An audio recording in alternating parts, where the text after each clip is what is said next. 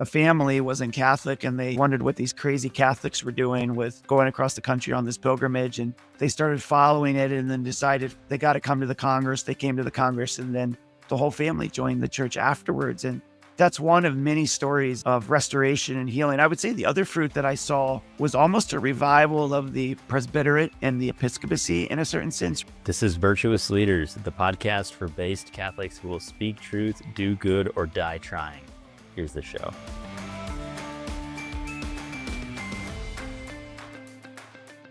So, hey, Jason Shanks, thanks for joining today. Happy to be here. Thanks for the invitation. So you're the former president of Our Sunday Visitor Institute, current president of National Eucharistic Congress. Can you just give us a rundown about what you do? Yeah, so previously, Our Sunday Visitor Institute was this really neat division within Our Sunday Visitor that looked at, say, innovation in Catholic ministry, in particular, trying to find the methods of evangelization that can help move people forward, draw people to Christ and his church. And one of those ideas that we got involved with was the National Eucharistic Revival. And as you know, that's a 3-year initiative led by the Catholic bishops of this country. And as that initiative moved forward, they decided, let's start a separate organization called the National Eucharistic Congress. And that's what put the Congress on in Indianapolis last summer. And part of that was the pilgrimage, the Congress. And that entity was also the ones that were helping in the background on some of the revival related to parishes and dioceses.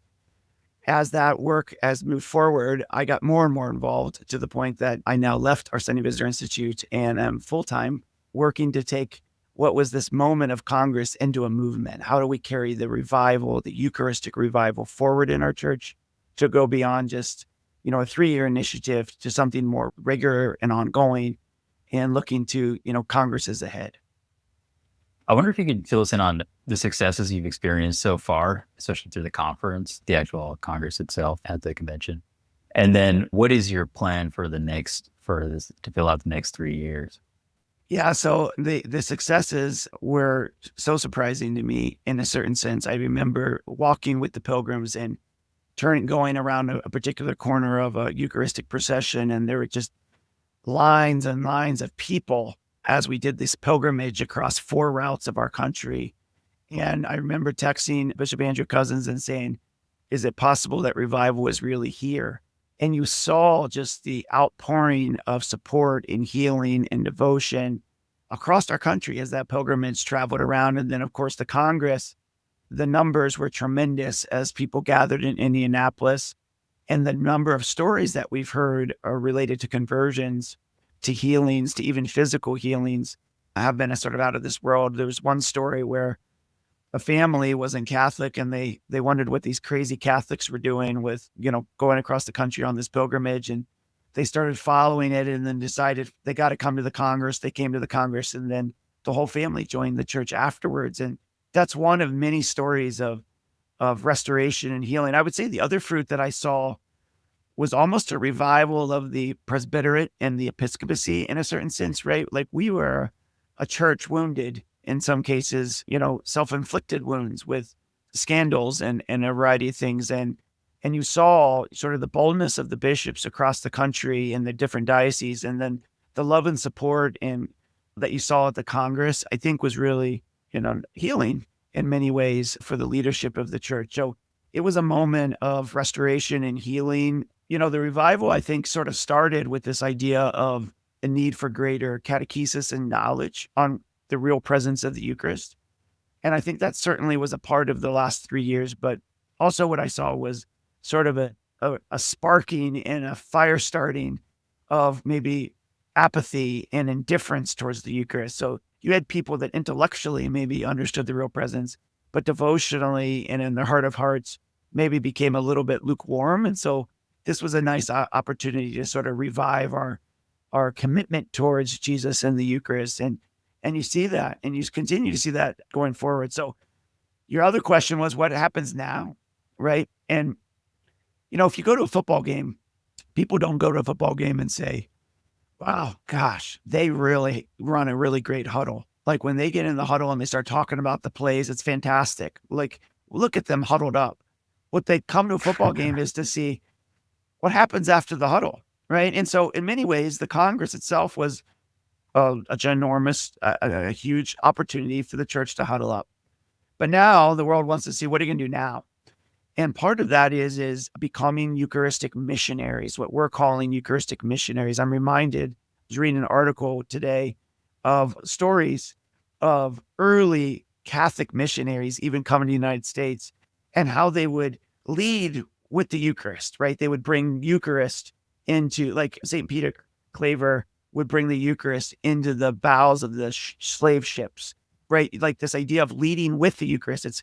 It's both our motivation, it's both the thing that strengthens us to go out. But in certain senses, what you saw was us, having a Eucharistic first evangelization strategy.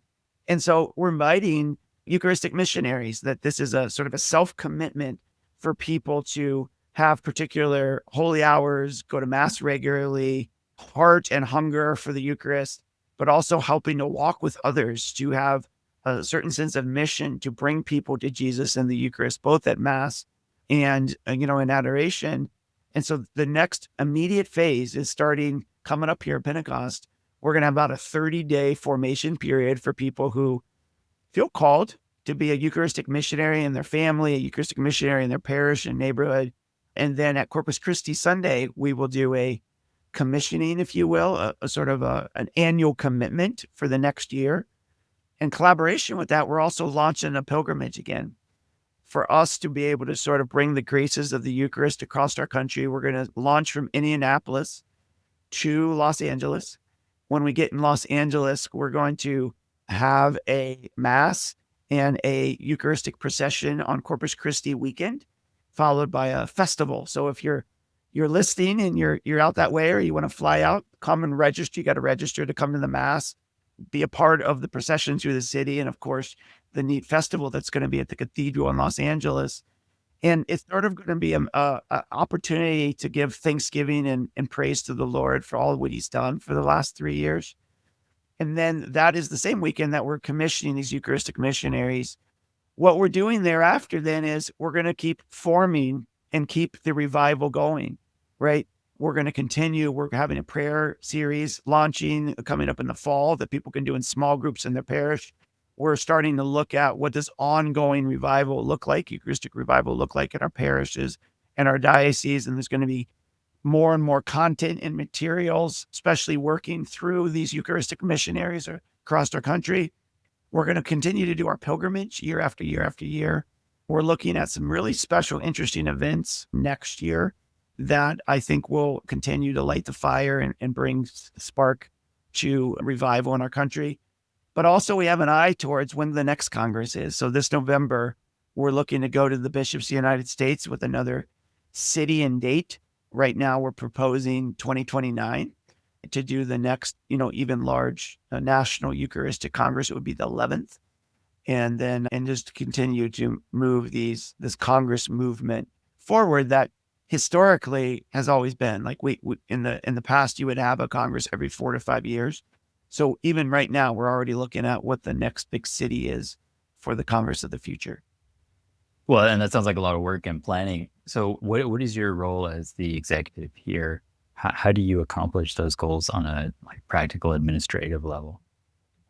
Yeah, well, we have a great team. And this was a huge team effort with a lot of collaborators and partners that brought the revival to fruition. And those are some of the full-time staff. I mean, when at the height of the Indianapolis, we were up to 16 full-time staff. Now we're about 7 or 8.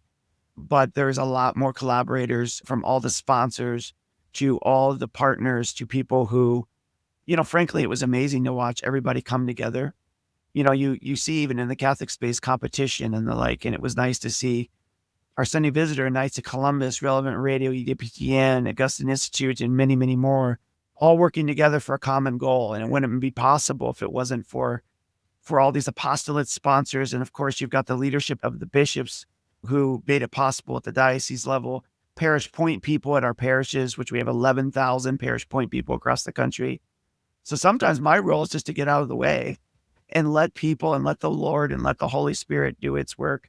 The the process of the last 3 years has been one of a lot of discernment and surrender to what does the Lord ask you and what does the Lord want. The thing that's interesting to me about the Eucharist is, Jesus could have just rose from the dead, ascended into heaven, and said, "Great. I mean, I'm a convert," and he could have said, "Great, that's it. Have a relationship with me." He chose to come under the appearance of bread and wine and to humble himself and to self-empty himself to be there with us every time Mass is said, and then, of course, to stay with us in the tabernacle after. That is the spirit of docility and humility that we need to have, and that's what I think a Eucharistic life looks like. And so we as leaders of this, hopefully through our prayer life and others, really try to think about what is the Lord's want for this revival? What do we need to do? And so that's a big part of what I try to do in collaboration with the board and Bishop Cousins. On a day-to-day level, it's a matter of rolling up my sleeves and doing whatever I need to do. I mean, if that means I gotta, we have a small team, but a mighty one, and I'll do what it takes to help get things done and move things forward. At the Congress, sometimes that was, welcoming people as they arrived. It was diving into particular problems. It was staying in the background where needed. And so day to day, it's a lot of continuing to put a vision out there, ask for support from donors and others, working with the bishops of our country and really listening to them. This is a bishop-driven, bishop-led initiative. And I want to be, obedient and docile to, what is it that they hope not only had happened, but what it looks like going forward. You had mentioned self-inflicted wounds. How many of those self-inflicted wounds came about as a result of COVID 1984? Yeah, I mean, COVID was an interesting period, and I probably look at COVID as a little more optimistic than most. Just as an aside, I had a COVID. I was sedated for 45 days and intubated, right? And so Wow. I was one of the worst of the worst in terms of needing medical attention during COVID. But I do know, in terms of, if you also remember at that time, we didn't know what we didn't know. There was a lot of speculation on a variety of things. And so the bishops were making decisions with the best information maybe they had. I know there's some that lament the fact that parishes and things were closed. But what was the Lord telling us? What was the Lord teaching us? In a certain sense, I remember I was Easter during COVID. We had to watch stuff on television. So I washed my kids' feet, right? I lit a fire outside and we, lit candles outside. It really is an interesting moment where you sort of went back to this domestic church. And there's some things that I think the Lord was speaking to us about.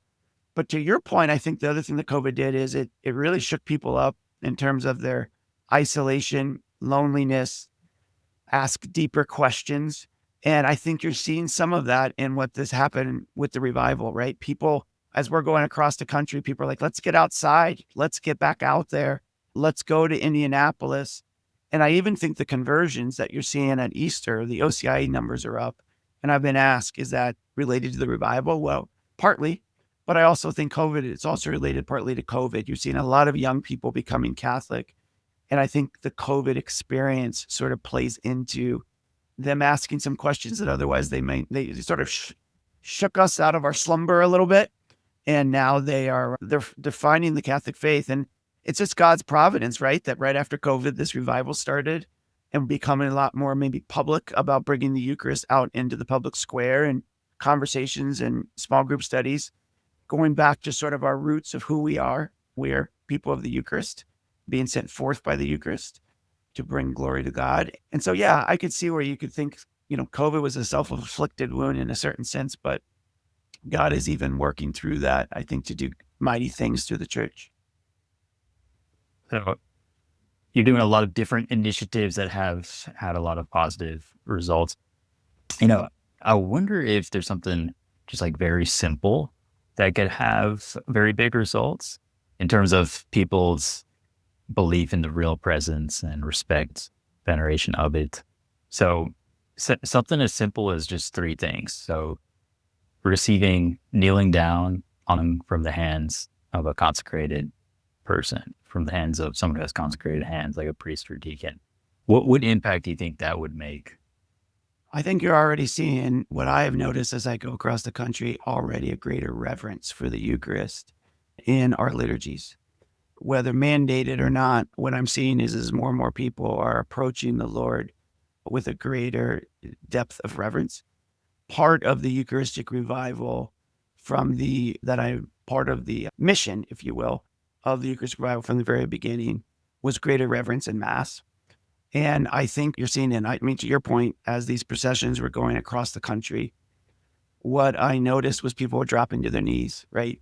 As it's going across the street or down the street, people on the sidelines would drop to the knees because Jesus was passing by. And so I do think that you are definitely seeing a greater sense of reverence for the Blessed Sacrament.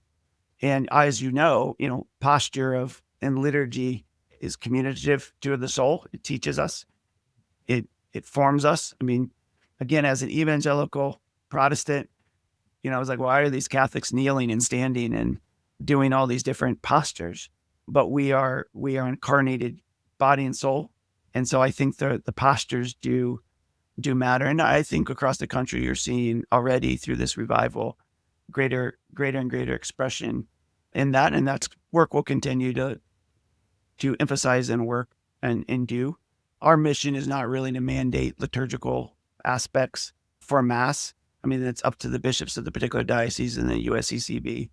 Our role more is to direct people's time, attention, understanding to Jesus and the Eucharist properly understood. And again, how we dress at Mass, our postures at Mass, all sort of help that greater devotion, reverence, and understanding. So if people want to get more involved in this, what should they do? Yeah, so believe it or not, we have like 3 websites. It's crazy. They can go to nationalyeucharisticrevival.org. You can go to the National Eucharistic Congress.org. That's mainly going to talk a lot about the Congress that happened. And if you'd like to join us on the route and the pilgrimage and be a part of LA, go to nationalpilgrimage.org. I would also offer that we have an app. It's called Manna, MANNA. You can download the app. There's a free side that has a lot of the talks from the Congress. And if you haven't went and seen, or you haven't seen the new Carlo Acutis film that's out, we have a 10-minute bonus feature that I think would motivate, inspire, and people be excited about. If you would like to be a Eucharistic missionary, there's information and signups there on the Revival website. And so I'm grateful for people. Check us out. There's multiple ways to find us, and you're most welcome. Well, I hope you do the next Congress in Houston. Houston. I love Houston. Yeah, I got a lot of friends in Houston. That would be great. You just got a new archbishop down there, right? Joe Vasquez. That's his real name, Joe. That's his name. Yeah. Joe Vasquez. Yeah, Pretty that's cool. great. Yeah, Houston would be great. Doing a lot of good things happening in Houston. I think so. It's growing. Good families. Very good families. Yeah. So very good. Well, thanks for your work, Jason. Really, it's inspiring to hear about all the positive effects of this, and it's only going to continue to grow as you put your mind and strength to it. I pray for us. I'm really grateful for you, and I hope we can do this again, and we'll check in and down the road and do some more updates and unfold a conversation. It'd be great. That's it. Yeah, maybe you can give me a front seat to the Congress. I know it's really busy. You're already reserving your seat for 2029. I love it. That's good. Yeah, no, if you want to come to LA, I'll get you a seat. No problem. Appreciate it. Okay. Talk to you soon, my friend. Have a good day. All right, thanks. Thanks for listening. Please like, subscribe, and share with your friends. See you next time.